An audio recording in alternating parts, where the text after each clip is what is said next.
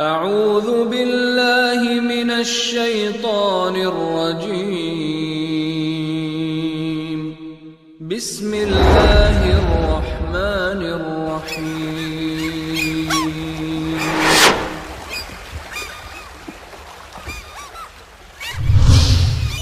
كنتم خير أمة أخرجت للناس تأمرون بالمعروف وتنهون عن المنكر وتؤمنون بالله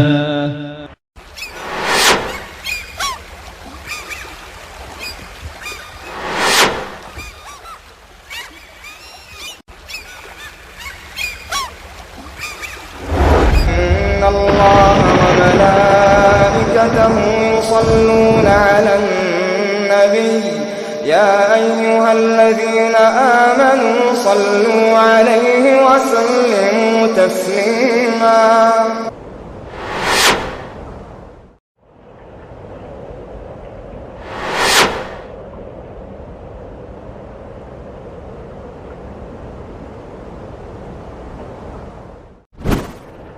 جب نبی کریم صلی اللہ علیہ وسلم پر یہ آیت نازل ہوتی ہے فاصدع بما تؤمر وعارض عن المشرکین کہ آپ جس چیز کا حکم دیا گیا ہے اس کا کھلم کھلا اعلان کر دیجئے اور مشرکین سے پرہیز کیجئے، ان کی پرواہ نہ کیجئے۔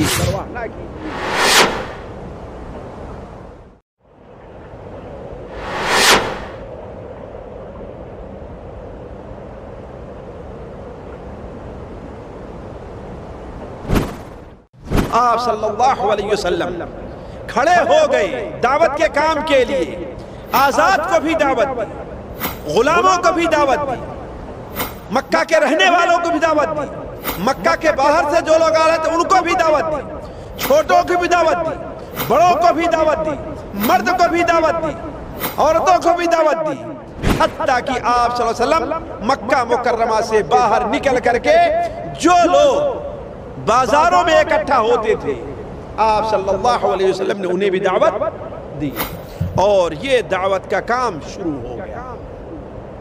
وأنذر عشيرتك الأقربين قال رب السماوات والأرض وما بينهما إن كنتم موقنين انگاروں کو پھول بنایا، ذروں کو خورشید کیا، انگاروں کو پھول بنایا،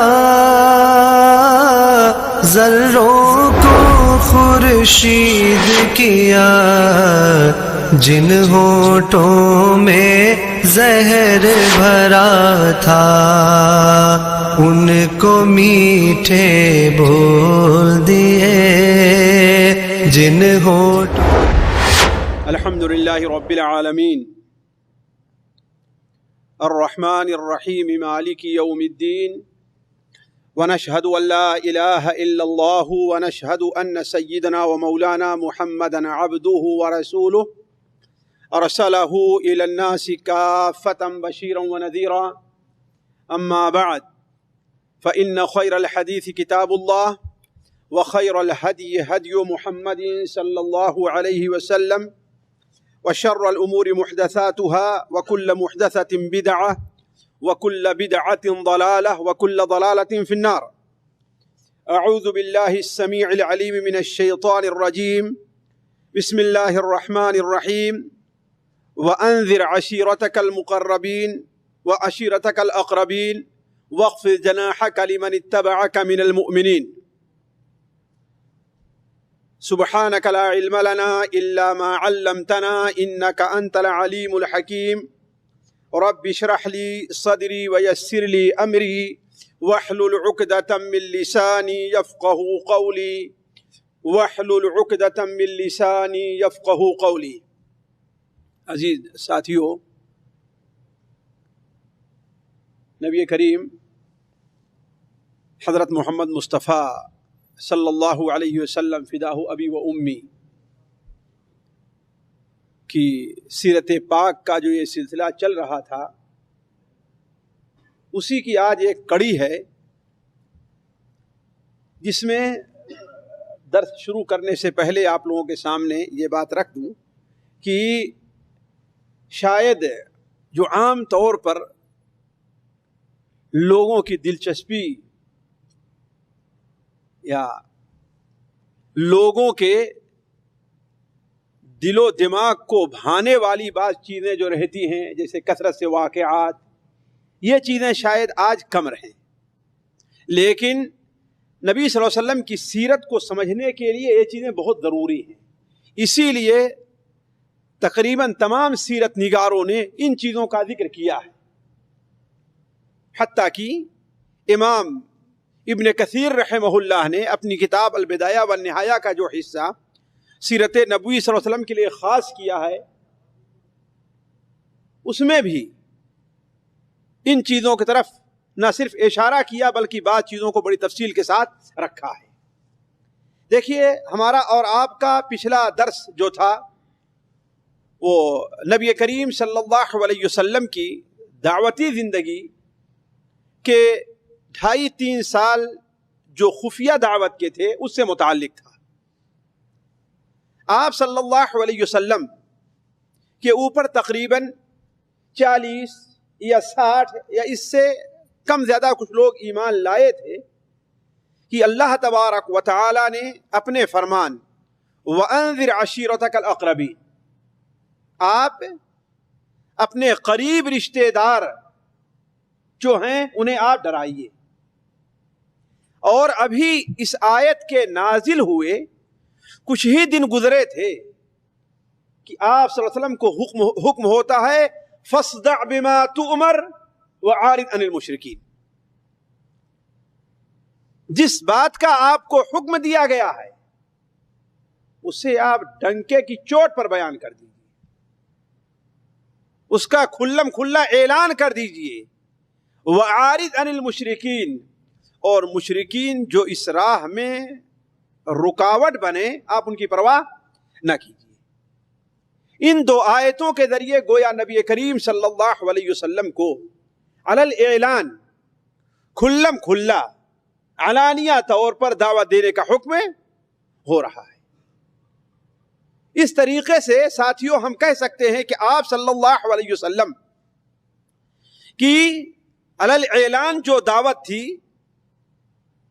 اس کے 3 حصے ہیں۔ پہلا حصہ یہ ہے کہ جو آپ صلی اللہ علیہ وسلم نے خاص اپنے خاندان کے لوگوں اور اس میں بھی بالاخص بنی عبد المطلب کو آپ صلی اللہ علیہ وسلم نے دعوت دیا۔ اس کے بعد دوسرا مرحلہ جو آیا ہے کہ آپ صلی اللہ علیہ وسلم نے پورے قریش کے لوگ یا پورے مکہ کے جو لوگ تھے انہیں آپ نے دعوت دی۔ اور تیسرا مرحلہ ہے کہ آپ صلی اللہ علیہ وسلم سے جو بھی ملتا تھا اور آپ جہاں تک پہنچ سکتے تھے، جو بھی ملتا تھا اور آپ جہاں تک پہنچ سکتے تھے، آپ صلی اللہ علیہ وسلم نے ان تمام لوگوں تک اور جہاں تک پہنچ سکے آپ نے وہاں تک لوگوں کو دعوت دی، حتیٰ کہ سوق عقاب جو طائف کے راستے میں آپ جانے لگیں تو ابھی طائف کچھ دوری پر رہے گا کہ آپ کو ایک بورڈ دکھائی دے گا کہ بائیں طرف سوق عکاظ کا، یہ زمانے جاہلیت کا بہت بڑا بازار تھا۔ آپ صلی اللہ علیہ وسلم وہاں بھی پہنچے اور آپ نے دعوت دی۔ تو جہاں تک سب سے پہلا مرحلہ ہے ہوا یہ کہ آپ صلی اللہ علیہ وسلم کے اوپر جب یہ آیت نازل ہوئی کہ وَأَنذِرْ عَشِيرَتَكَ الْأَقْرَبِينَ، آپ اپنے قریبی رشتہ داروں کو ڈرائیے۔ آپ صلی اللہ علیہ وسلم نے اپنے گھر میں دعوت کا ایک انتظام کیا اور کھانے کے ساتھ پینے کے لیے بعض مشروبات کا بھی آپ نے انتظام کیا، لیکن وہ بڑی معمولی تعداد میں، صرف مشکل سے ایسا کھانا تھا جسے 1-2 آدمی کھا سکے۔ پینے کی اتنی چیز تھی جسے ایک دو آدمی پی لے. لیکن آپ صلی اللہ علیہ وسلم نے بنو المطلب کے تقریباً 40 لوگوں کو جمع کیا. کتنا؟ 40 لوگوں کو جمع کیا. ان میں حضرت علی ابن ابی طالب رضی اللہ تعالی عنہ تھے جو سب سے چھوٹی عمر کے تھے. سارے کے سارے لوگ جوان ہیں. حتیٰ کہ روایات میں آتا ہے کہ بعد اس مجلس میں ایسے لوگ شریک تھے جو پورا بکرا اکیلے کھا جاتے تھے اور پوری ڈول، ایک ڈول پانی اکیلے ایک بار میں پی جایا کرتے تھے. آپ صلی اللہ علیہ وسلم نے انہیں دعوت دی، کھانے پر بلایا، بیٹھے، سارے لوگوں نے آسودہ ہو کر کے کھانا کھایا اور ایسا لگتا تھا کہ کھانا ابھی پورا کا پورا بچا ہوا. سارے لوگوں نے وہ مشروب بھی پیا لیکن ایسا لگتا تھا کہ اس میں سے قطرہ بھی لیا نہیں گیا ہے. یہ مرحلہ جب پورا ہوا تو آپ صلی اللہ علیہ وسلم نے انہیں مخاطب کیا کہ اے میرے خاندان کے لوگوں، میں عمومی طور پر ساری دنیا کے لیے رسول بنا کر بھیجا گیا ہوں اور خصوصی طور پر آپ لوگوں کی طرف اللہ کا رسول. آپ میں سے کون ہے جو میرا ساتھ دینے کے لیے تیار ہو،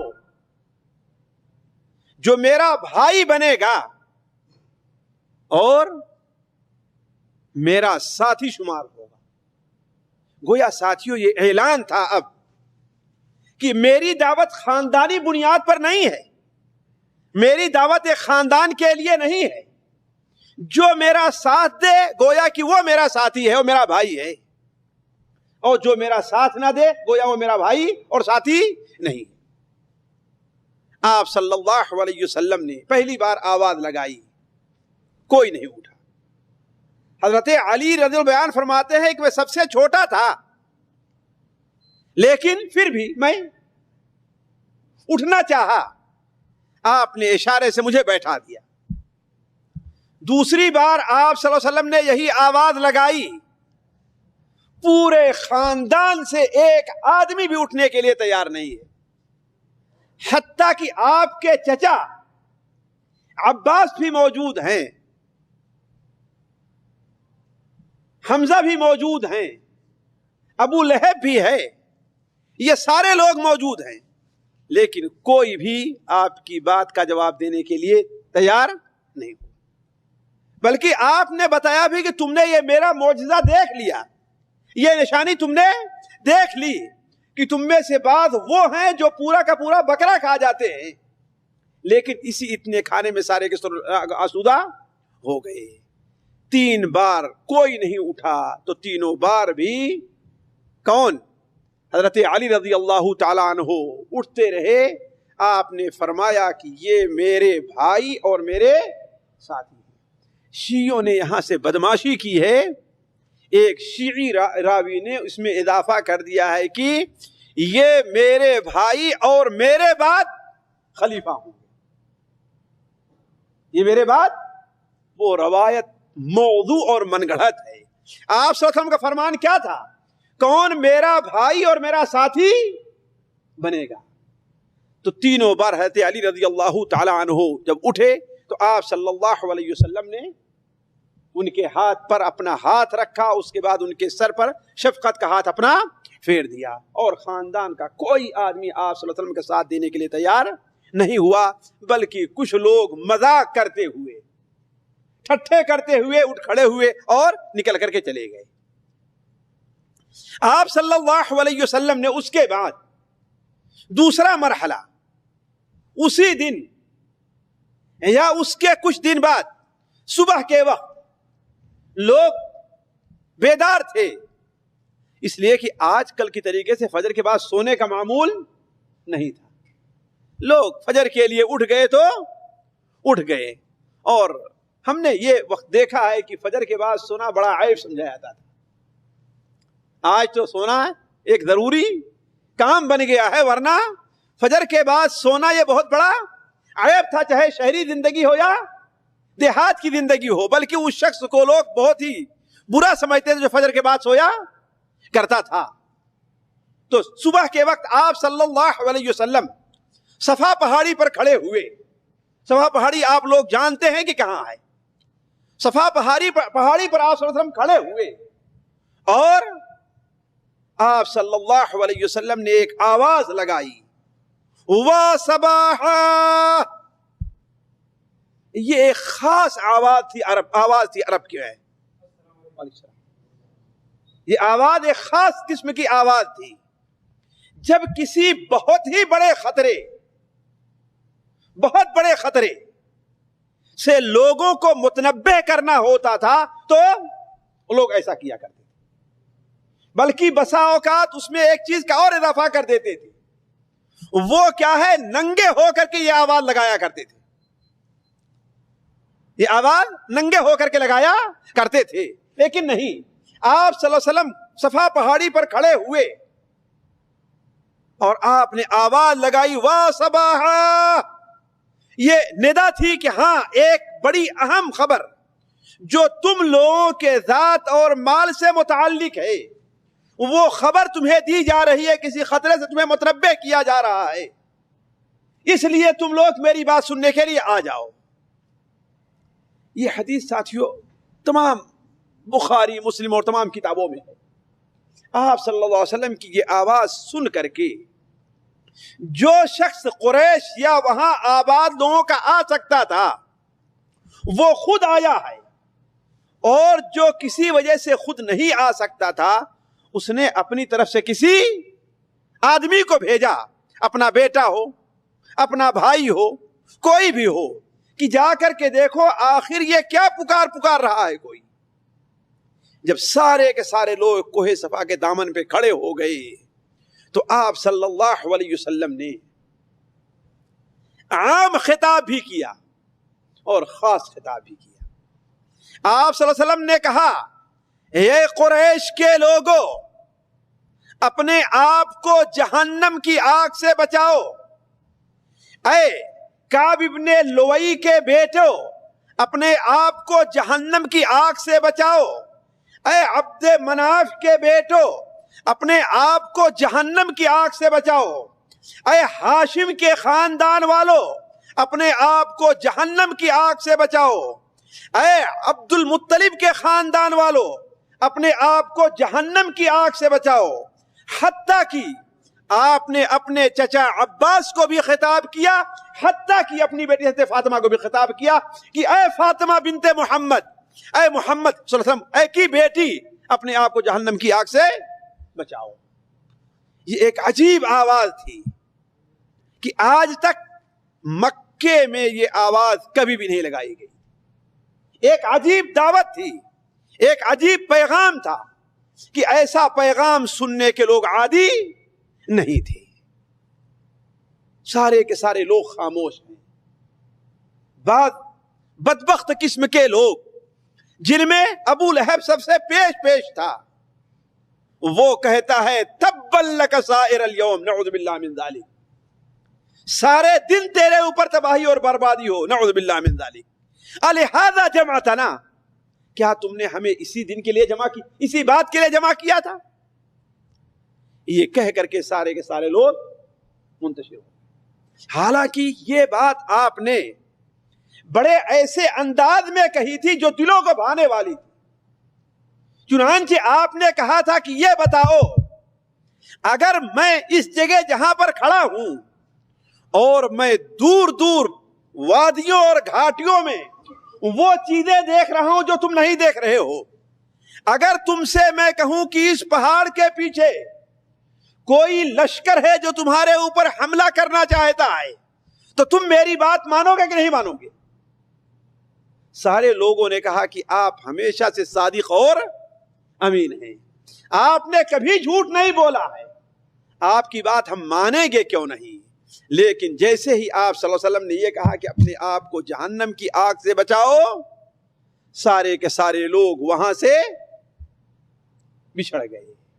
اور ابو لہب بدبخت, وہ کیا کہتا ہے کہ تباہی اور بربادی ہو. اس پر اللہ تبارک و تعالی نے قرآن مجید میں آیت نازل فرمائی کہ تباہی اور بربادی تو تیری ہے, تباہ اور برباد ہونے والا تو ہے۔ اللہ تعالیٰ نے ایک ایسی صورت نازل فرمائی جو قیامت تک محراب میں پڑھی جاتی رہے گی، اور ابو لہب کے اوپر لوگ لعنتیں بھیجتے رہیں گے۔ یہ مرحلہ پورا ہونے کے بعد جب نبی کریم صلی اللہ علیہ وسلم پر یہ آیت نازل ہوتی ہے فاصدع بما تؤمر وأعرض عن الجاہلین، کہ آپ جس چیز کا حکم دیا گیا ہے اس کا کھلم کھلا اعلان کر دیجئے اور مشرکین سے پرہیز کیجئے، ان کی پرواہ نہ کیجئے۔ ساتھیو، یہ آیت نازل ہونی تھی کہ نبی کریم صلی اللہ علیہ وسلم نے اپنی ہمت کر لی، کمر کس لیا، اپنی آستین کو آپ نے سمیٹ لیا اور میدان میں کود پڑے۔ آپ نے کئی اعتبار سے قریش کے جو لوگ تھے ان کی بے عقلی کو واضح کیا، ان کے بتوں پر بتوں کے بارے میں ان کا جو عقیدہ تھا آپ صلی اللہ علیہ وسلم نے اس پر ضرب لگائی۔ جو عقیدت باطل معبودوں سے رکھے ہوئے تھے آپ صلی اللہ علیہ وسلم نے اسے جھجھوڑا، اور ان کے دلوں کے اوپر جہالت کی جو گرد پڑی ہوئی تھی آپ صلی اللہ علیہ وسلم نے اسے صاف کرنا چاہا۔ آپ صلی اللہ علیہ وسلم کھڑے ہو گئے دعوت کے کام کے لیے، آزاد کو بھی دعوت دی، غلاموں کو بھی دعوت دی، مکہ کے رہنے والوں کو بھی دعوت دی، مکہ کے باہر سے جو لوگ آ رہے تھے ان کو بھی دعوت دی، چھوٹوں کو بھی دعوت دی، بڑوں کو بھی دعوت دی، مرد کو بھی دعوت دی، عورتوں کو بھی دعوت دی، حتیٰ کہ آپ صلی اللہ علیہ وسلم مکہ مکرمہ سے باہر نکل کر کے جو لوگ بازاروں میں اکٹھا ہوتے تھے آپ صلی اللہ علیہ وسلم نے انہیں بھی دعوت دی، اور یہ دعوت کا کام شروع ہو گیا۔ دعوت کا کام یہ شروع ہو گیا۔ آپ صلی اللہ علیہ وسلم دعوت کے کام میں ہر طرف سے مشغول ہو گئے، اور لوگ دھیرے دھیرے آپ کی باتوں پر اور آپ کے اوپر ایمان لانا شروع کر دیا۔ صرف مکہ ہی کے لوگ نہیں بلکہ مکہ سے باہر سے آئے ہوئے لوگ بھی آپ کے اوپر ایمان لے آنے لگے، حتیٰ کہ بہت سے لوگوں نے اسی مدت میں جب سنا کہ کوئی نبی ظاہر ہوا ہے تو وہاں سے 500 اور 600 کلومیٹر کا سفر کر کے مکہ مکرمہ آئے اور اسلام قبول کیا۔ انہی میں حضرت عمرو ابن عبسہ السلمی رضی اللہ تعالیٰ عنہ ہیں، جو آج اگر آپ پرانے راستے سے مدینہ منورہ آپ جاتے رہیں آپ کو بورڈ ملے گا مہد الذہب کا، مہد الذہب کا۔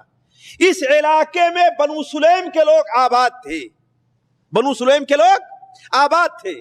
وہاں کے رہنے والے حضرت عمرو ابن سلمہ، عمرو ابن عبسہ السلمی رضی اللہ عنہ جب سنی، یہاں تک خبر پہنچی تو انہوں نے سفر کیا اور جا کر کے اللہ کے رسول صلی اللہ علیہ وسلم سے پوچھتے ہیں اِلَى مَا تَدْعُو، آپ کس چیز طرف دعوت دے رہے ہیں؟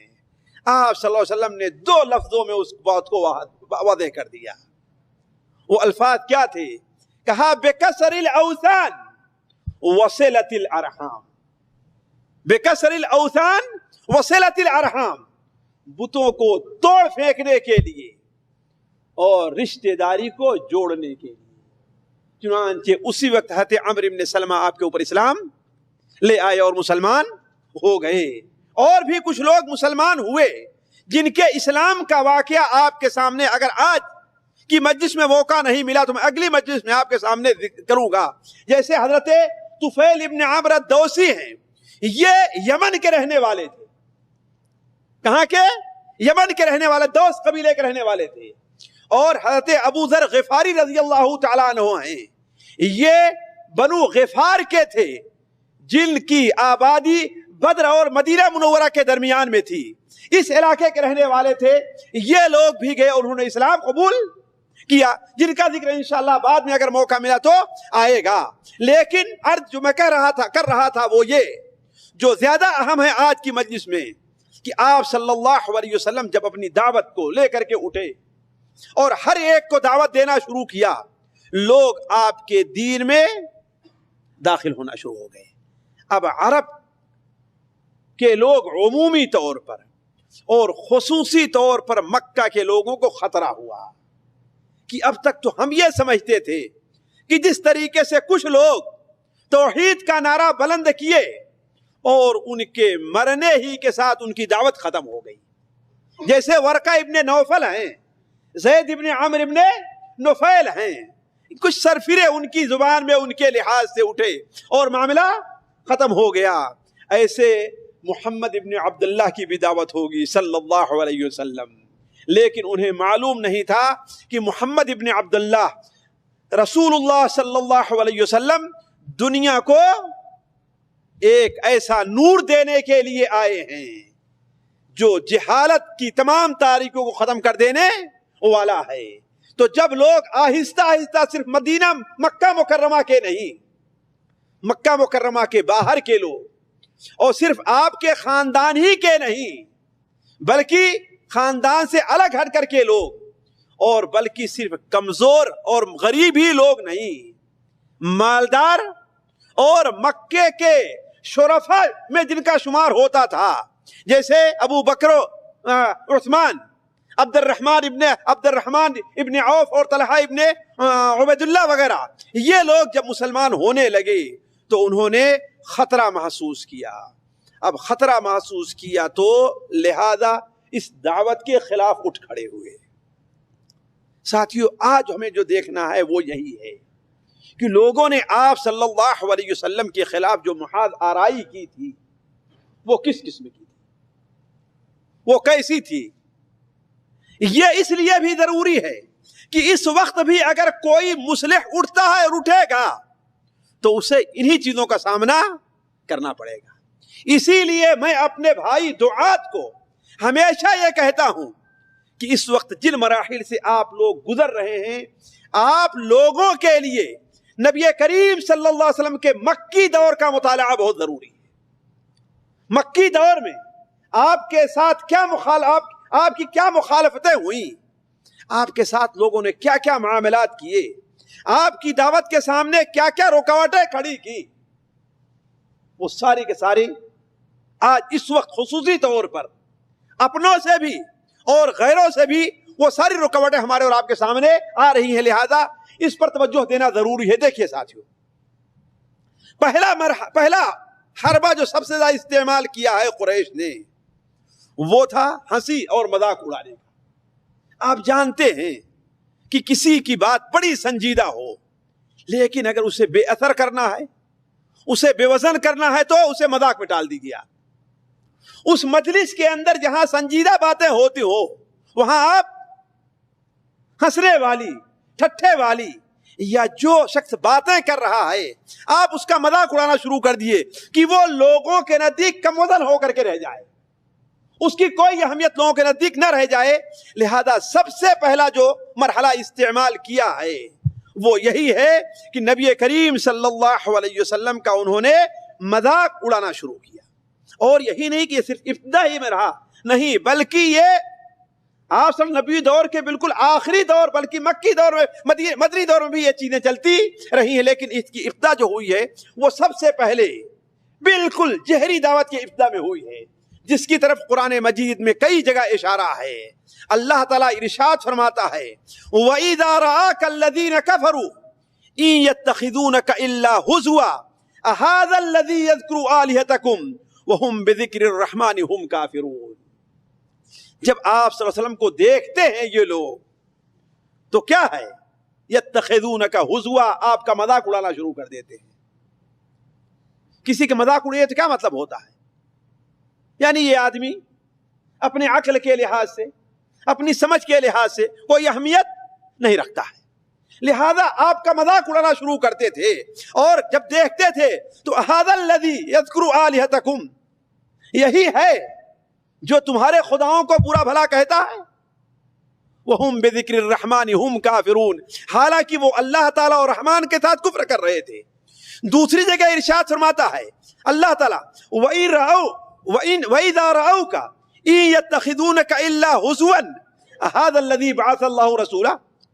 آپ صلی اللہ علیہ وسلم کو جب وہ لوگ دیکھتے تھے تو مذاق کرتے تھے، بس یہی یتیم بچہ جو بکریاں چرایا کرتا تھا، جس کے بعد اگر صبح کا کھانا ہے تو شام کا نہیں ہے، یہی جس کی کوئی لڑکا نہیں ہے، جس کا باپ بھی زندہ نہیں ہے، بس یہی رسول بنانے کے لیے رہ گیا ہے اور کوئی دوسرا نہیں ملا تھا.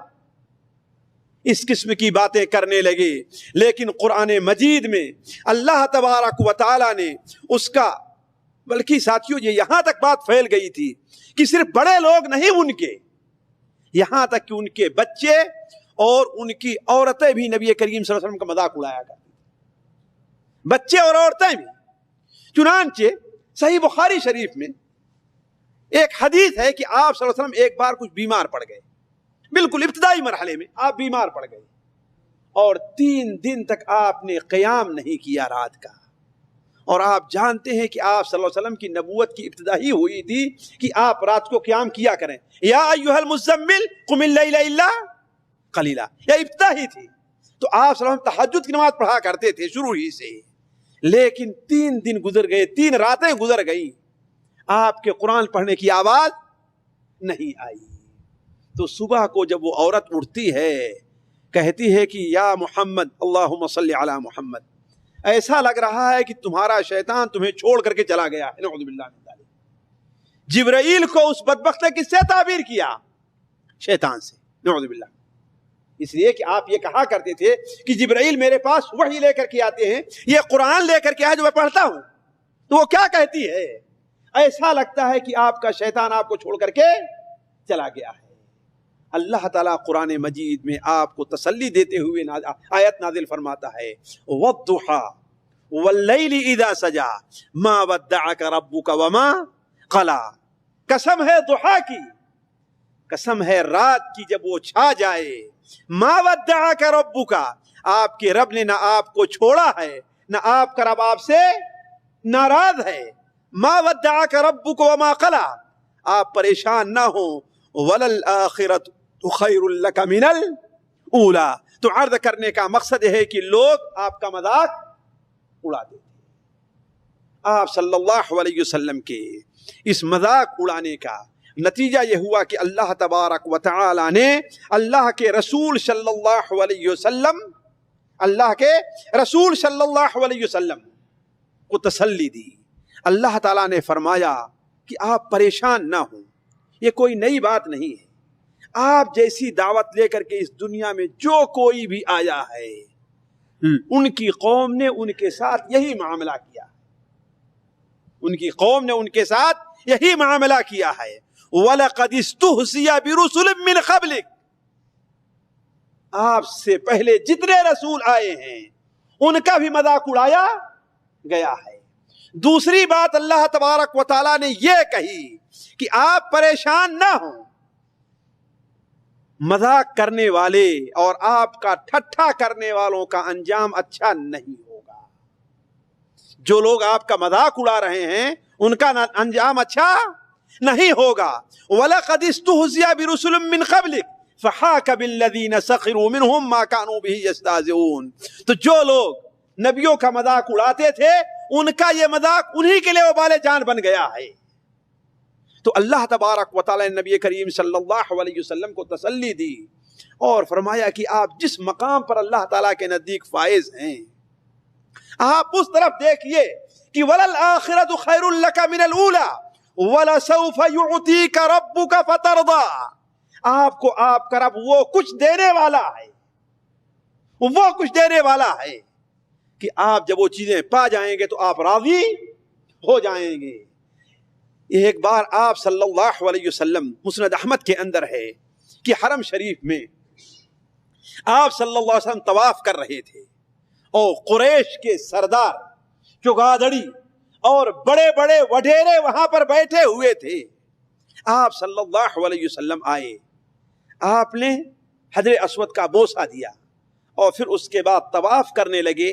تو یہ حتیم جس طرف ہے، حتیم کے سامنے جہاں آج میزنا بنا ہے ساتھیوں، وہیں پر قریش کی پارلیمنٹ تھی اور دار الندوہ تھا، وہیں پر بیٹھا کرتے تھے، وہیں یہ لوگ بیٹھے ہوئے تھے. جب آپ ادھر سے گزرے تو آپ کا مذاق اڑایا. مذاق کیسے اڑایا؟ مثال کے طور پر کوئی آدمی، کوئی عالم کوئی بات کہتا ہے لوگوں کو، لوگوں کو کوئی بات کہتا ہے تو لوگ اس کا مذاق اڑا کر کے وہ کلمہ یاد رکھتے ہیں اور اس کو لوٹاتے ہیں، اس کو کہ فلاں ایک بات کہہ رہا تھا. تو ایسے ہی کہا، آپ نے کو چہرے سے ظاہر ہوا، حضرت عبداللہ ابن عمر بیان کرتے ہیں آپ کے چہرے سے ظاہر ہوا لیکن آپ کچھ بولے نہیں، آپ چلے گئے. دوبارہ آپ وہاں پر پہنچے تو پھر آپ نے کو دیکھ کر کے انہوں نے پھر وہی بات کی، آپ کے چہرے پر ناراضگی کے آثار ظاہر ہوئے اور آپ آگے بڑھ گئے.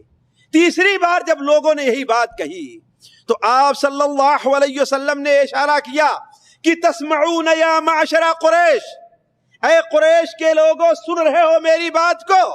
اما والذی نفس محمد بیدی، اس ذات کی قسم جس کے ہاتھ میں محمد صلی اللہ علیہ وسلم کی جان ہے، لقد جئتکم بالذبح، تمہارے لیے میں ذبح کا سامان لے کر کے آیا. یعنی اگر تم اپنی اس حالت پر قائم رہے تو تمہارا انجام کیا ہوگا؟ قتل اور ذبح ہوگا.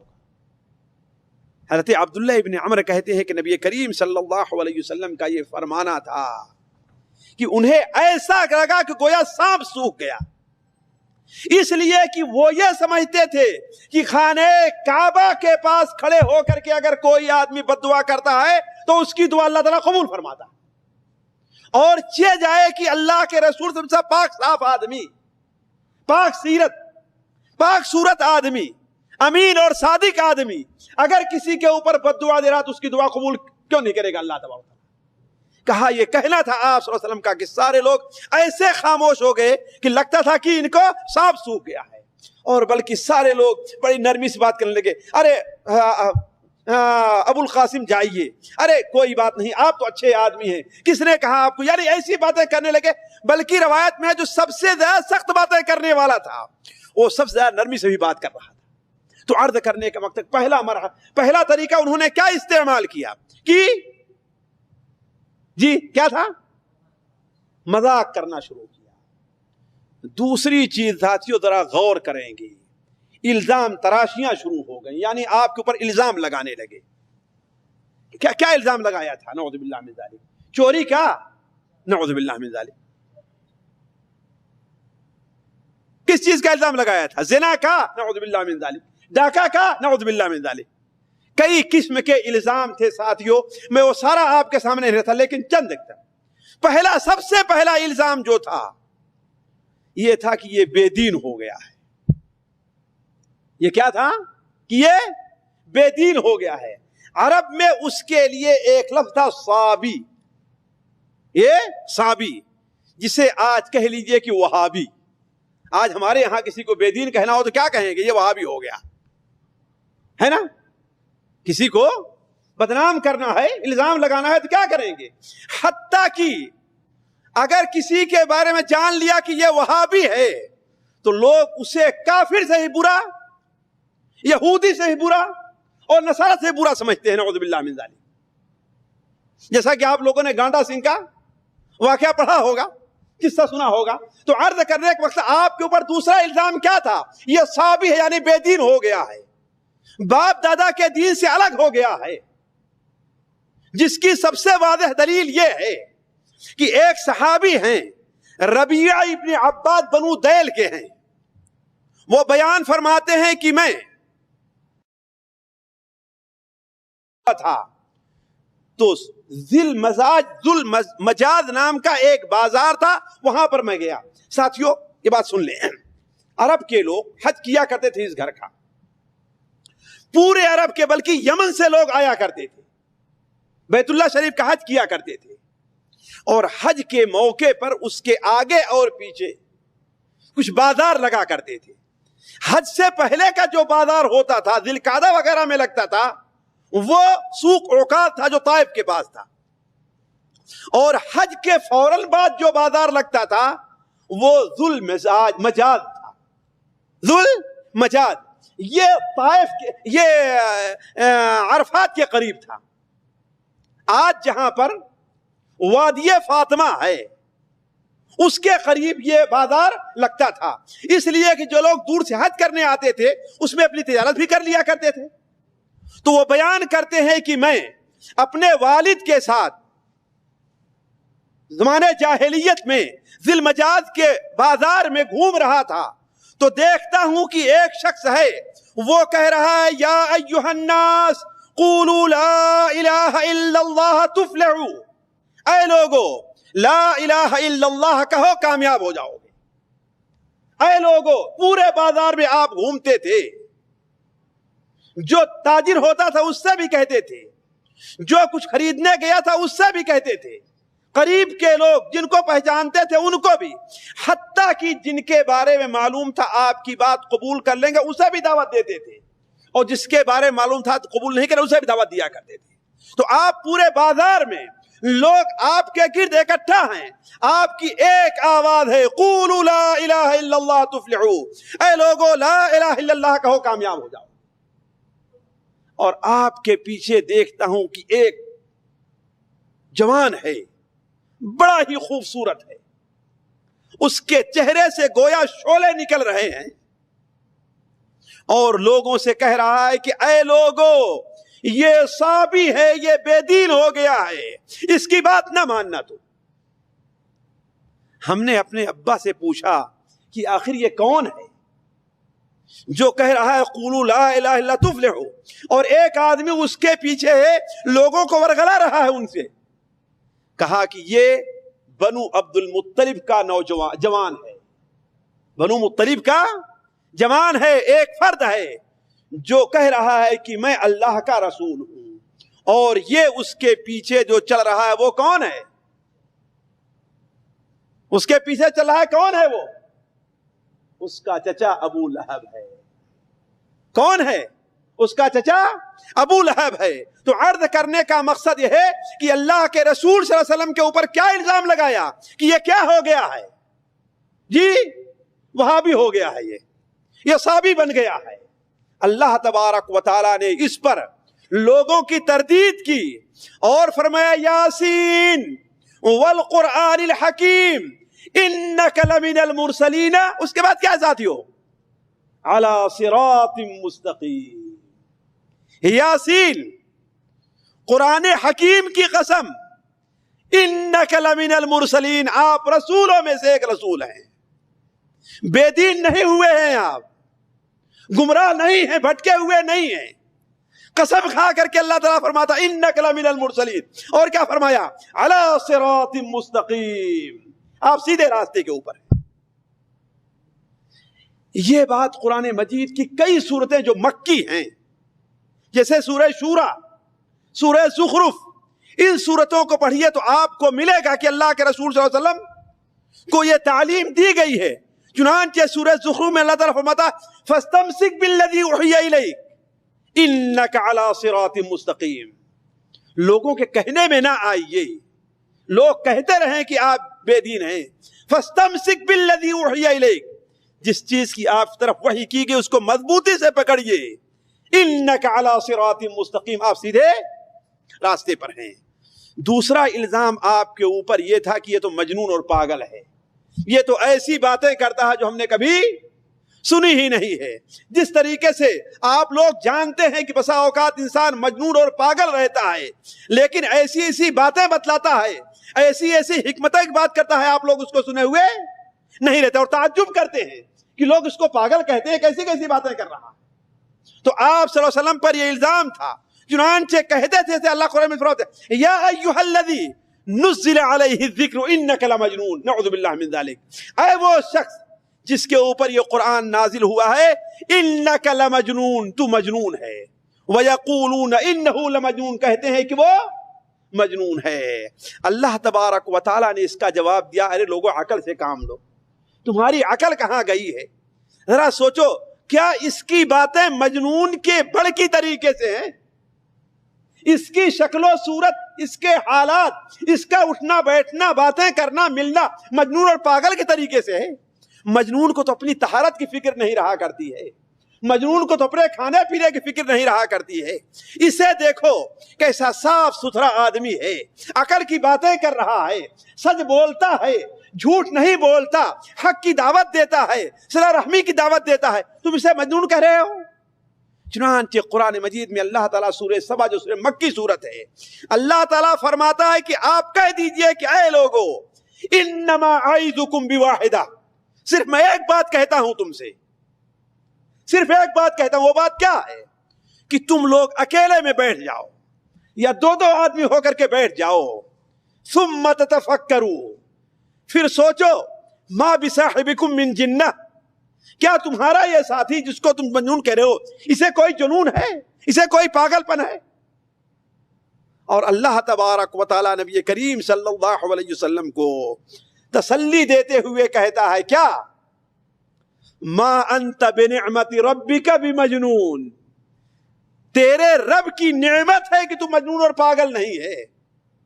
وَإِنَّكَ لَعَلَىٰ خُلُقٍ عَظِيمٍ، آپ بڑے اچھے اخلاق کے مالک ہیں۔ اور ساتھیوں، میں واقعہ طرف نہیں جانا چاہتا لیکن بات یاد آ گئی ہے، اسی زمانے میں ایک ایسا واقعہ پیش آیا جس نے قریش کے منہ پر دور کا تھپڑ مارا، جو آپ کو مجنون کہا کرتے تھے۔ صحیح مسلم شریف میں روایت ہے، صحیح مسلم شریف میں حضرت عبداللہ بن عباس کی روایت ہے، ازد شنوعہ ایک علاقہ تھا، یہ طائف اور اس کے بعد عسیر وغیرہ کا جو علاقہ ہے یہ ازد شنوعہ کا علاقہ کہلاتا تھا۔ یہاں لوگ وہی تھے جو یثرب یعنی مدینہ منورہ میں آباد تھے۔ کچھ لوگ جب سد مارب ٹوٹا ہے تو وہاں پر آ کر آباد ہوئے اور کچھ لوگ یہاں آ کر کے آباد ہوئے۔ وہاں کچھ لوگ رہتے تھے جو ازد شنوعہ ازد کہلاتے تھے، ان میں ایک شخص تھا ضماد الازدی، ضماد الازدی۔ یہ زمانے جاہلیت میں ہی بتوں کی پوجا چھوڑ دیے تھے۔ انہوں نے سنا کہ مکے میں کوئی شخص ظاہر ہوا ہے جسے لوگ کہتے ہیں کہ وہ مجنون ہے، اور یہ جنون کا جن کا علاج کیا کرتے تھے، جنوں کا یہ علاج کیا کرتے تھے۔ تو انہوں نے سوچا کہ مکے کے لوگ پریشان ہیں، بیٹا بیٹے سے جدا ہے، بیٹا باپ سے جدا ہے، بیٹی ماں سے جدا ہے، لڑائی کی کیفیت پیدا ہو رہی ہے، میں چلتا ہوں اس کے اوپر دم کرتا ہوں، اگر اسے کوئی بیماری ہے تو شفا مل جائے گی۔ چنانچہ آپ صلی اللہ علیہ وسلم کو تلاش کرتے ہوئے ضماد الازدی مکہ مکرمہ پہنچتے ہیں۔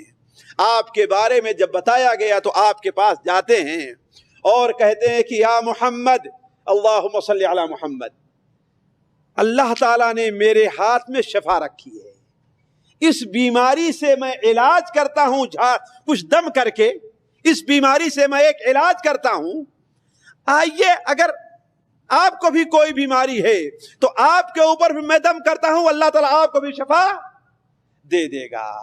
لیکن آپ صلی اللہ علیہ وسلم ناراض نہیں ہوئے، انہیں جھڑکا نہیں، انہیں ڈانٹا نہیں، بلکہ آپ صلی اللہ علیہ وسلم فرمایا کہ ان الحمد للہ نحمدہ ونستعینہ من یہدہ اللہ فلا مضل لہ ومن یضللہ فلا ہادی لہ اشہد ان لا الہ الا اللہ وحدہ لا شریک لہ۔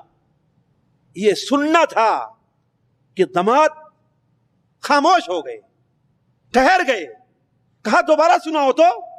پھر آپ نے پڑھا ان الحمد للہ نحمدہ ونستعینہ من یہدہ اللہ فلا مضل لہ ومن یضللہ فلا ہادی لہ اشہد ان لا الہ الا اللہ وحدہ لا شریک لہ۔ اس نے کہا تیسری بار پڑھیے تو، تیسری بار بھی آپ نے پڑھا تو اس نے کہا کہ ہاتھ بڑھائیے، میں آپ کے ہاتھ مسلمان ہونا چاہتا ہوں۔ آئے تھے آپ کا علاج کرنے کے لیے اور خود انہی کا علاج ہو گیا۔ آپ کا علاج کرنے آئے تھے اور خود ان کا ہی علاج ہو گیا۔ وہ کہتے ہیں کہ واللہ ہم نے شاعروں کا شعر سنا ہے، کاہنوں کی باتیں دیکھی ہے، کتنے لوگوں مجنون اور پاگل تھے ان کا ہم نے علاج کیا ہے، لیکن اس شخص کی جو یہ باتیں ہیں، اس نے تو ہماری عربی زبان میں جو کہتے ہیں کہ کوزے میں سمندر کو بھر دیا ہے۔ چھوٹی سی بات کہی ہے لیکن اس کا معنی مفہوم کتنا زیادہ نکلتا ہے۔ ذرا سوچئے ساتھیو، میں اس واقعے کو پڑھنے کے بعد سوچ رہا تھا کہ یہ نبی کریم صلی اللہ علیہ وسلم کا اپنا قول تھا، اللہ تعالیٰ کا قرآن مجید کی آیتیں نہیں تھی۔ اگر جماعت قرآن مجید کی کوئی سورت سنے ہوتی تو ان کی کیا کیفیت ہوتی؟ جب آپ صلی اللہ علیہ وسلم کے قول نے ان کے اوپر اتنا اثر کیا تو رب محمد کے قول نے کا قول ان کے اوپر کتنا اثر کرتا؟ تو عرض کرنے کا مقصد کفار کے منہ پر یہ تھپڑ تھا کہ جسے تم پاگل اور مجنون کہہ رہے ہو، یہ پاگل اور مجنون نہیں ہے۔ آپ صلی اللہ علیہ وسلم پر ایک الزام یہ بھی لگایا تھا کہ یہ جادوگر ہے، یہ جادوگر ہے۔ کیوں؟ اس لیے کہ اس کے پاس ضماد جیسا سمجھدار آدمی آتا ہے اور اس کی بات مان لیتا ہے، اس کا مطلب ہے کہ اس کے پاس کوئی جادو ضرور ہے۔ مصعب ابن عمیر جیسا جو مکے کا سب سے ناز و نعمت میں پلا ہوا جوان تھا، آپ کے پاس آتا ہے، آپ کی بات قبول کر لیتا ہے اور ساری نعمتیں چھوڑ دیتا ہے۔ عجیب عجیب جادو اس کے پاس ہے کہ بلال کو ریت پر لٹایا جا رہا ہے، پیر میں گلے میں رسی بدھی ہوئی کھینچا جا رہا ہے، لیکن اس کی زبان سے احد کرو کوئی کلمہ نکل ہی نہیں رہا ہے۔ اس سے بڑا جادو دنیا میں کوئی نہیں ہو سکتا۔ تو آپ صلی اللہ علیہ وسلم کو انہوں نے کیا کہا کہ ایک کہا جادوگر ہے۔ اسی طریقے سے آپ پر نعوذ باللہ من ذالک ایک الزام یہ لگایا کہ یہ جھوٹا ہے، نعوذ باللہ من ذالک۔ اور یہ نہیں کہا کہ یہ جھوٹ بولتا ہے، کہا جھوٹ کیسے بولتا ہے؟ یہ رات میں سوتا ہے تو خواب پریشان خواب دیکھتا ہے ادھر ادھر کا، اور اس کے اوپر یقین کر کے صبح کو وہی بتانا شروع کر دیتا ہے۔ بل قالوا اضغاث احلام بل افتراہ بل ہوا شاعر۔ لوگوں نے کیا کہا؟ یہ تو جھوٹ الٹے سیدھے خواب دیکھتا ہے جو رات میں وہی آ کر ہمارے سامنے بیان کر دیتا ہے۔ اللہ تبارک و تعالیٰ نے آپ کو تسلی دی، اگر یہ لوگ آپ کو جھٹلا رہے ہیں تو آپ پریشان نہ ہوں، اس لیے کہ آپ سے پہلے بھی جتنے رسول آئے ہیں انہیں بھی جھٹلایا گیا ہے۔ بلکہ اللہ تعالیٰ نے کہا کہ آپ چیلنج کر دیجئے کہ اگر میں جھوٹا ہوں، نعوذ باللہ من ذالک، اگر میں تمہیں دھوکہ دے رہا ہوں، تو قرآن مجید کی یہ صورتیں ہیں، ان میں سے معمولی چھوٹی سے چھوٹی صورت جو ہے 3 آیتیں جس میں ہیں، ایسی صورت تم لا کر کوئی پیش کر دو، لیکن تیار اس پر نہیں ہوئے۔ آخر میں یہ کہنے پر آ گئے کہ ہاں بھائی یہ کاہن ہے، یعنی اس کے پاس شیطان آتا ہے، وہ اس کو یہ باتیں بتاتا ہے، اور یہاں تک کہہ دیا کہ نہیں بھائی یہ شاعر ہے۔ یہ کیا ہے؟ شاعر ہے۔ جس طریقے سے شعراء کے کلام میں اثر ہوتا ہے، شعراء کے کلام میں، ویسے اس کے کلام میں اثر پایا جا رہا ہے۔ اور آپ لوگ جانتے ہیں شعراء کے کلام میں کتنا اثر ہوتا ہے۔ بہت سے لوگ ہیں گانوں سے اور شاعروں سے اتنے متاثر ہو جایا کرتے ہیں کہ ایسے ایسے گانے گاتے ہیں جو عورتیں بن جایا کرتے ہیں، ہے نا؟ بچپن میں سنتا تھا، لوگ پڑھتے تھے کہ انہی لوگوں نے لے لینا، ہے نا؟ سنتے رہے ہوں گے نا، مرد بھی اس کو پڑھا کرتے ہیں۔ یہ اثر ہوتا ہے شعراء کے کلام کے اندر، ہے کہ نہیں؟ اپنے کو عورت بننا ہی پسند کر لیں گے شعراء کے کلام سے متاثر ہو کر کے۔ تو آپ کے اوپر یہ الزام لگایا کیا ہے؟ یہ شاعر ہے۔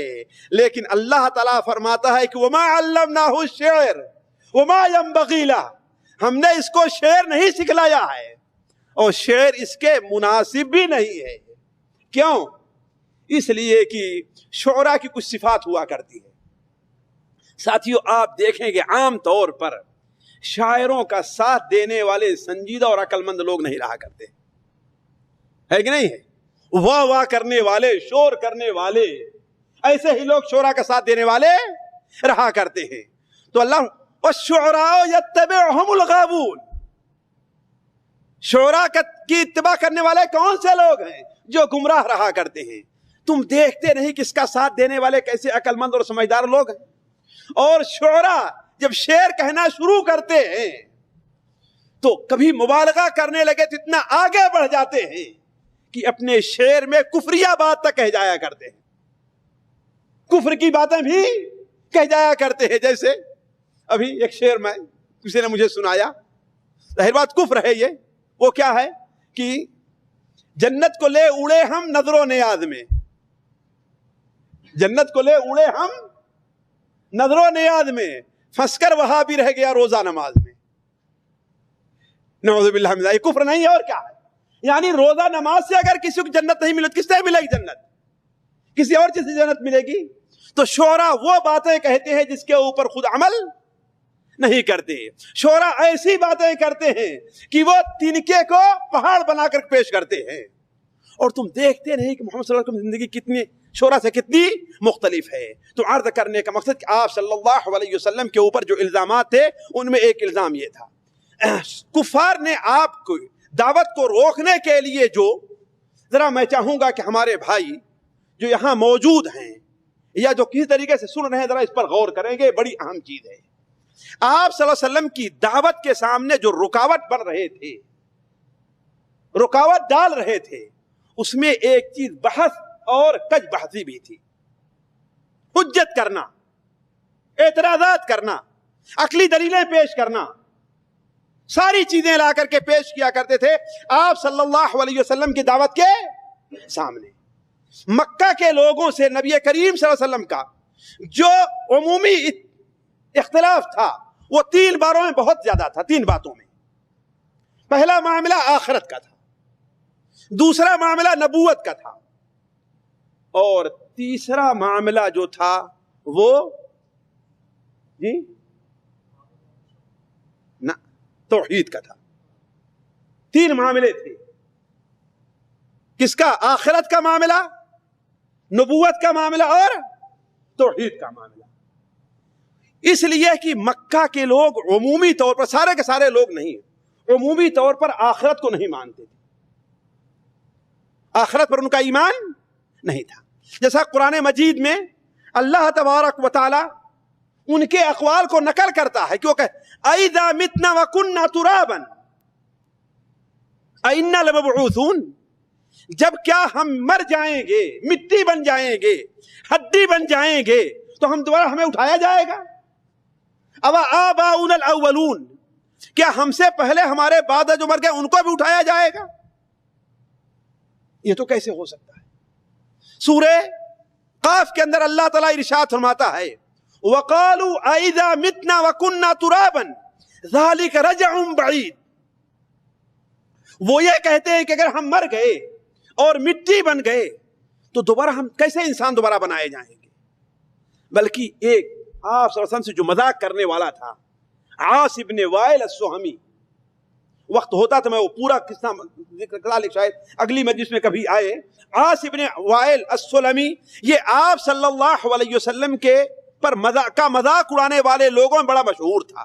اس لیے کہ 5 تھے جو آپ کا مذاق اڑایا کرتے تھے: ولید ابن مغیرہ، اسود ابن عبد یغوث، اسود ابن مطلب، ابن طلحہ اور عاص ابن وائل. یہ 5 تھے جو آپ کا بڑا مذاق اڑایا کرتے تھے. ایک دن عاص ابن وائل بطحا، مکہ کی جہاں ریتیلی زمین تھی، وہاں جاتا ہے اور اسے ایک ہڈی ملتی ہے. ہڈی، وہ بھی بوسیدہ ہڈی بالکل، جسے ہاتھ سے دبائیے تو وہ ریدے ریدے ہو جائے. لے کر کے آپ کا مذاق اڑانے کے لیے، آپ سے بحث کرنے کے لیے آپ کی خدمت میں آتا ہے اور کہتا ہے کہ یا محمد اللہم صلی علی محمد، ایسے اس کو مسل کر کے کہتا ہے کیا اللہ تعالیٰ دوبارہ، یا تیرا رب اور تیرا اللہ دوبارہ اس میں جان پیدا کرے گا؟ آپ صلی اللہ علیہ وسلم غصے میں آئے، ناراض ہوئے، اس لیے کہ اللہ، یہ میرے ساتھ مذاق نہیں، کس کے ساتھ ہے؟ اصل میں اللہ کا انکار. لہذا آپ نے فرمایا کہ ہاں، اللہ تعالیٰ تجھے مارے گا، تیری ہڈی ایسے ہو جائے گی، پھر دوبارہ تجھے زندہ کرے گا اور تجھے جہنم میں ڈالے گا، تجھے جہنم میں ڈالے گا. تو پہلی بحث یہ کرتے تھے آپ کے بارے میں کے ساتھ کیا کہ ہم ایک بار مر گئے، سڑ گئے، ہماری جسم جو ہے مٹی کا ایک حصہ بدل بن گیا، دوبارہ پھر کیسے اٹھایا جائے گا؟ بلکہ ان کا ایک مشہور شاعر کہتا تھا اموت ثم بعث ثم حشر حدیث خرافت یا ام عمری، ہم مریں گے، پھر ہمیں دوبارہ اٹھایا جائے گا، پھر ہمارا حشر ہوگا، جمع کیے جائیں گے حساب کتاب کے لیے. یہ تو خرافات کی باتیں ہیں، یا ایسا کہاں ہونے والا ہے؟ اللہ تبارک و تعالی نے اس کا جواب دیا 2 طرح سے.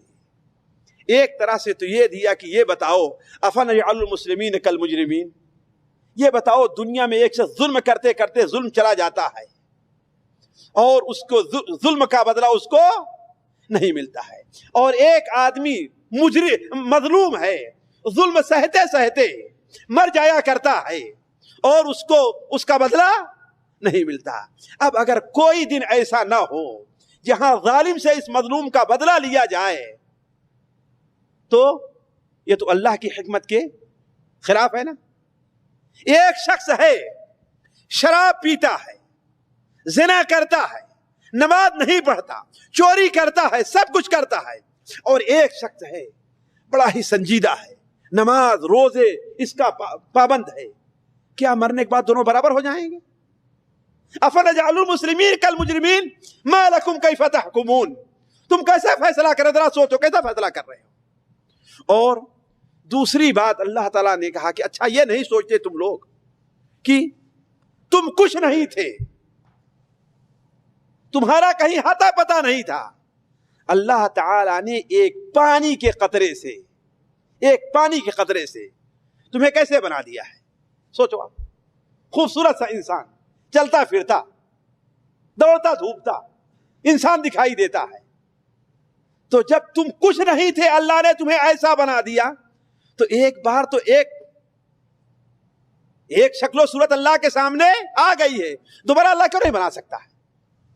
بھلا بتائیے, پہلے کوئی چیز بنانا مشکل ہے, دوبارہ بنانا مشکل ہے؟ کوئی چیز پہلے بنانا مشکل ہے نا. تو وَلَقَدْ عَلِمْتُمُ النَّشْأَةَ الْأُولَىٰ فَلَوْلَا تَذَكَّرُونَ. اسی طریقے سے دوسرا مسئلہ جو تھا ان کے سامنے, ہم آپ سے جو بحث کیا کرتے تھے وہ توحید کا تھا. یعنی دیکھیے ساتھیو, توحید 3 قسم کی ہے: توحید ربوبیت, توحید الوہیت اور توحید اسماء و صفات. توحید ربوبیت, توحید الوہیت اور توحید اسماء اور صفات. توحید ربوبیت کیا ہے؟ یعنی اس دنیا کا پیدا کرنے والا, اس دنیا کا مالک, اس دنیا کو وجود بخشنے والا کس کو سمجھا جائے؟ اللہ. ساری دنیا کا مالک کون ہے؟ اللہ تعالیٰ. ساری دنیا پر قبضہ کس کا ہے؟ ساری دنیا پر کنٹرول کس کا ہے؟ اللہ تعالیٰ. یہ تو توحید ربوبیت ہے. دوسری توحید ہے توحید الوہیت, یعنی ہر قسم کی عبادت کس کے لیے کی جائے؟ اللہ کی. جو ذات ہر چیز کو پیدا کرنے والی ہے, عبادت کے لائق بھی وہی ذات ہے. اور تیسری چیز ہے توحید اسماء اور صفات, یعنی اللہ تبارک و تعالیٰ کے جو نام ہیں اور اللہ کی جو صفتیں ہیں وہ کسی کے اندر نہ مانی جائے. ہر دور نزدیکی دیکھنے والا, ہر دور نزدیکی سننے والا کون ہے؟ اللہ تعالیٰ. اللہ تعالیٰ علیم ہے, اس کا علم ہے آج سے 1,000 سال پہلے کی چیزوں پر جیسا ہے, آج کی چیزوں پر اور ان کے بعد کی چیزوں پر بھی وہی ہے. ہمارے رب کا علم یہ ہے کہ پورے سمندر میں, زمین کے 1/3 حصے پر سمندر ہے, پورے سمندر میں کتنے قطرے ہیں, پورے جنگلوں میں کتنے پتے ہیں, اور صحرا میں ریت کے کتنے دانے ہیں, یہ کس کو معلوم ہے؟ اللہ. یہ 3 توحید ہے. تو مکہ کے لوگ پہلی توحید کے قائل تھے. پہلی توحید یعنی زمین کا پیدا کرنے والا, آسمان کا پیدا کرنے والا, بارش نازل کرنے والا, یہ سارا کون ہے؟ اللہ تعالیٰ. جیسا قرآن مجید میں اللہ تعالیٰ نے بہت جگہ اس کا ذکر کیا ہے, آپ لوگ پڑھیں تو سورہ مومنون میں ہے, سورہ عنکبوت میں ہے, سورہ زخرف کے اندر ہے. قل لمن الارض ومن فیہا ان کنتم تعلمون. بتاؤ زمین اور اس میں جو کچھ ہے اس کا مالک کون ہے؟ لیکن سوال تھا کہ اے مکہ کے لوگوں, جب یہ تم مانتے ہو, اور میں کہوں گا 20واں پارہ جہاں سے شروع ہوتا ہے ساتھیوں, اردو ترجمہ آپ لوگ جا کر کے پڑھ لیں گے. 20واں پارہ جہاں سے شروع ہوتا ہے, امن خلق السماوات والارض وانزل لکم من السماء ماء. ذرا اس کا ترجمہ ایک رکوع آپ لوگ جا کر کے اس کو پڑھ لیں گے تو آپ کو معلوم ہوگا کہ مکہ کے لوگوں کا توحید ربوبیت کے بارے میں کیا عقیدہ تھا. تو جب ان سے یہ اعتراض ان پر کیا جاتا تھا کہ آخر جب زمین کا پیدا کرنے والا, آسمان کا پیدا کرنے والا, بکری کو بنانے والا تم اللہ کو سمجھتے ہو, آخر پھر لات کی, حبل کی, عزا کی تم پوجا کیوں کرتے ہو, ان کی عبادت کیوں کرتے ہو؟ تو وہ کیا کہتے تھے؟ کیا قرآن مجید میں اللہ تعالیٰ نے اسے نقل کیا ہے. اللہ تعالیٰ کیا فرماتا ہے؟ الا للہ الدین الخالص. سورہ الزمر کے شروع کے اندر ہے یہ 3 نمبر شاید آیت ہوگی. الا للہ الدین الخالص. یقین مان لو خالص دین کس کے لیے ہے؟ اللہ کے لیے ہے. والذین اتخذوا من دونہ اولیاء. اور وہ لوگ جو اللہ کو چھوڑ کر کے دوسروں کو اولیاء مانے ہوئے ہیں کہتے ہیں ما نعبدہم الا لیقربونا الی اللہ زلفا. ہم ان کی عبادت اس لیے کرتے ہیں, ہم ان کو چڑھاوا اس لیے چڑھاتے ہیں کہ یہ ہمیں اللہ تبارک و تعالیٰ کے قریبی اور نزدیکی کر دیں گے.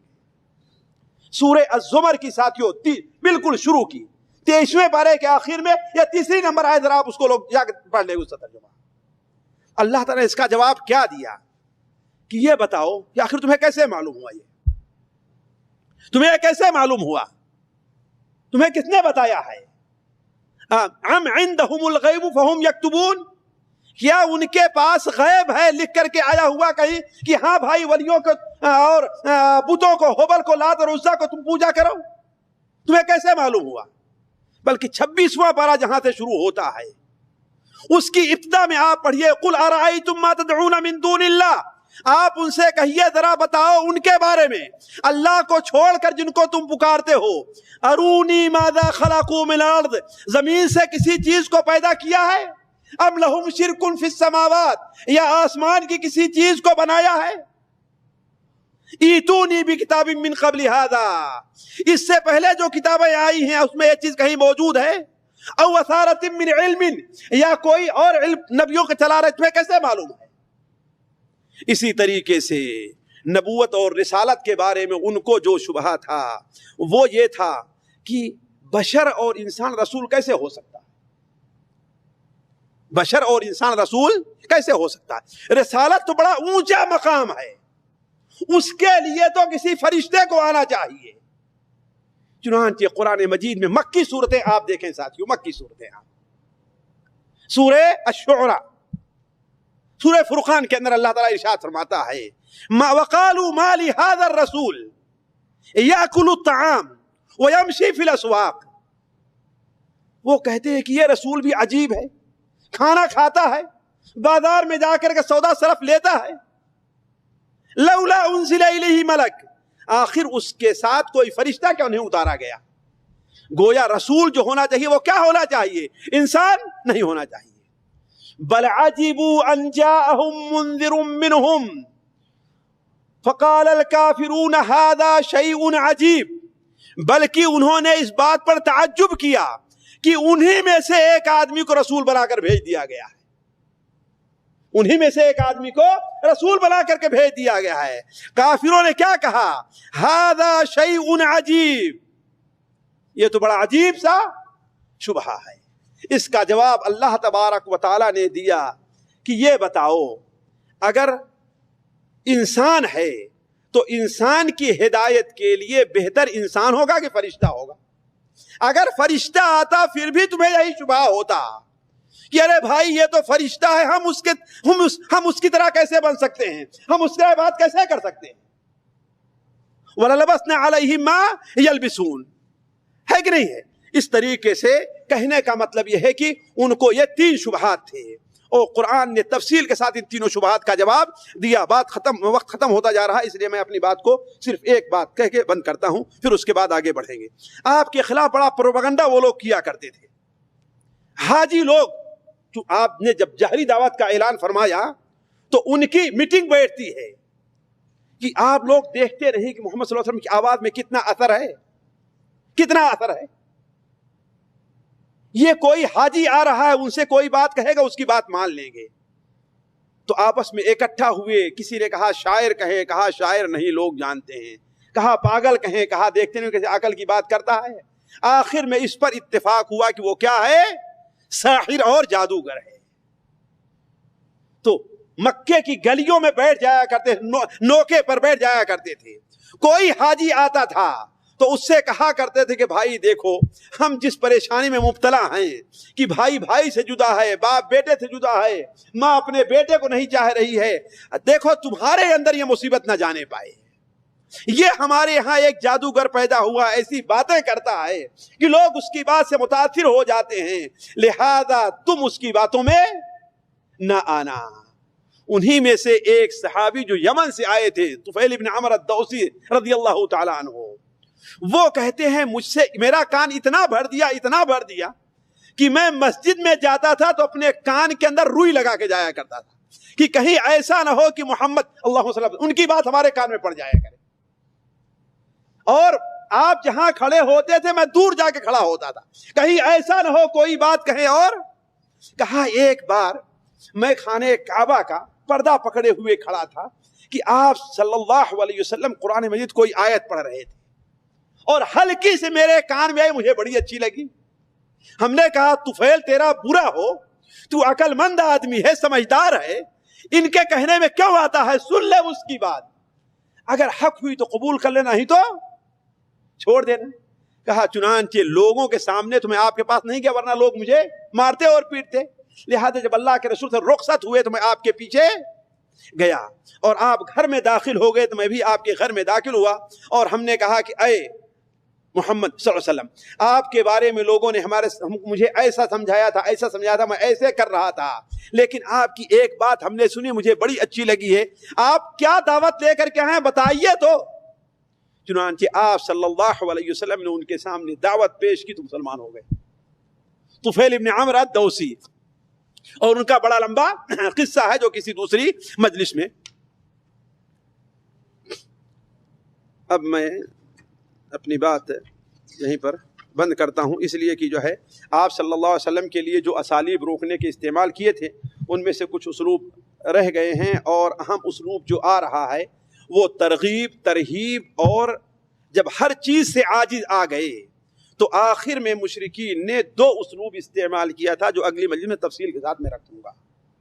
ایک اسلوب تو تھا کہ معجزے کا مطالبہ کرنا آپ سے، اور دوسرا اسلوب یہ تھا کہ اب کوئی بس نہیں چلا، آپ کے خلاف پروپیگنڈا کیا وہ نہیں چلا، آپ کا مذاق اڑائے وہ نہیں چلا، سارے ان کے اسلوب فیل ہو گئے، تو اب مسلمانوں کو عذاب اور تکلیف دینے پر اوپر تل آئے ہیں، جو اگلی مجلس میں آپ کے سامنے رکھوں گا۔